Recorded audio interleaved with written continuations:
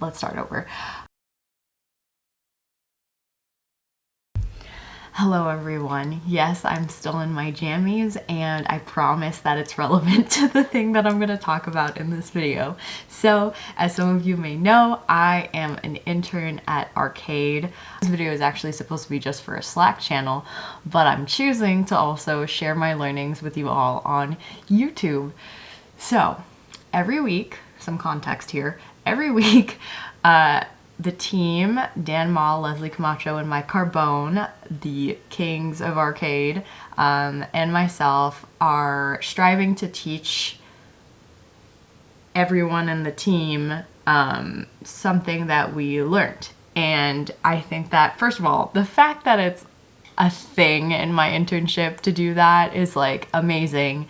And one thing that I found in our Slack channel that Mike said is that it's like there's so much pressure in needing to teach something, and Leslie responded to that with this idea of reframing. And so the thing that I want to tell you all and share with you all that I learned or have been learning slowly but surely in this internship is the fact that reframing goes such a long way. And I go to therapy, and I think reframing has been a huge reason for my progress in being able to, deal with my chronic anxiety and so on.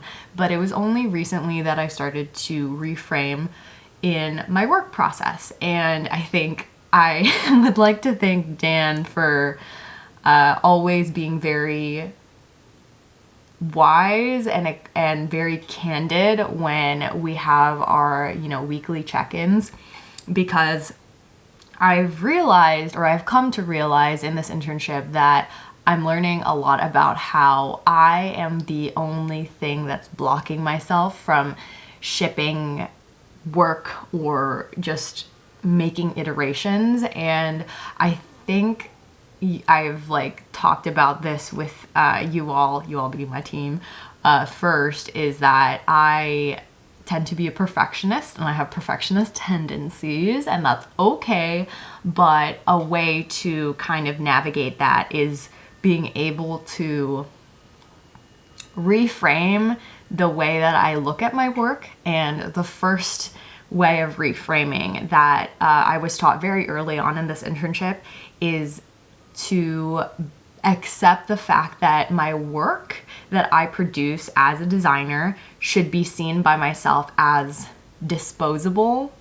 And I want to kind of put a little asterisk there, because obviously if you want to ship a product, you want, it's your pride and joy and stuff like that. And I think design school has taught me to make a really big deal out of each iteration and each time that we used to come into class physically and prepare for our critiques. However, something that I have learned, especially with the first handoff that I created for our one of our developers, Clay, is that this file will go into the Figma ether or junkyard, whatever you want to call it, and I should be okay with that. Because I feel like with that perspective or that kind of reframing, there is more, or there is less pressure in iteration. And Dan actually shared how, one of the experiences that he has had in working in an agency is how when he was a junior designer and working, I don't know if it's alongside a senior designer, and they had one project to work on, he would spend a whole day on the first iteration of the project, while the senior designer actually has within the half day has already had 2 iterations of the project. And the only difference between the perspective that both the junior designer and the senior designer, so to speak, had is the fact that Dan, or the junior designer, was like putting so much effort into making this perfect first iteration, while the senior designer was able to have and like kind of manifest, I don't know if that's the right word, but like be someone that sees each iteration as disposable in order to improve on that iteration. And I think this is like a huge thing that I have been, applying to my work in the internship, but also in school.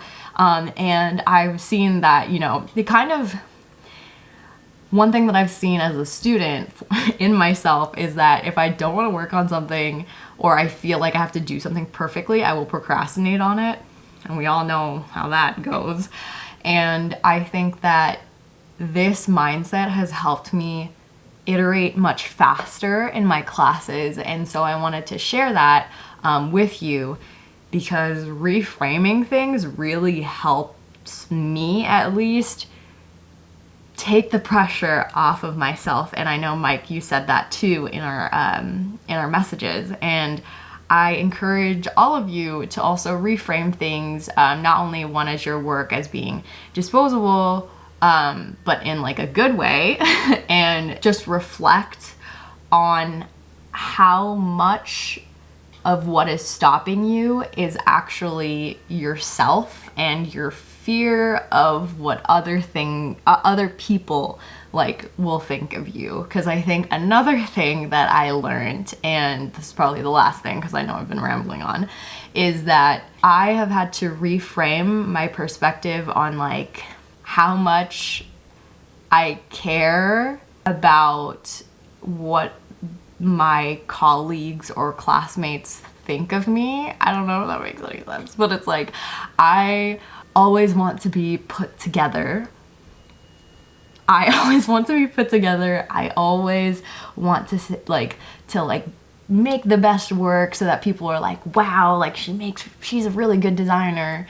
And I feel like I'm like setting myself up for failure by wanting to please other people. And I know this is such like you shouldn't care what other people think. And like I'm sure that I've seen like many beautiful drawings and like Pinterest pins of like someone writing that out in beautiful calligraphy, but like it's the first time I've really like taken that in and applied it to how I think of myself, and how that has kind of come together with my work process.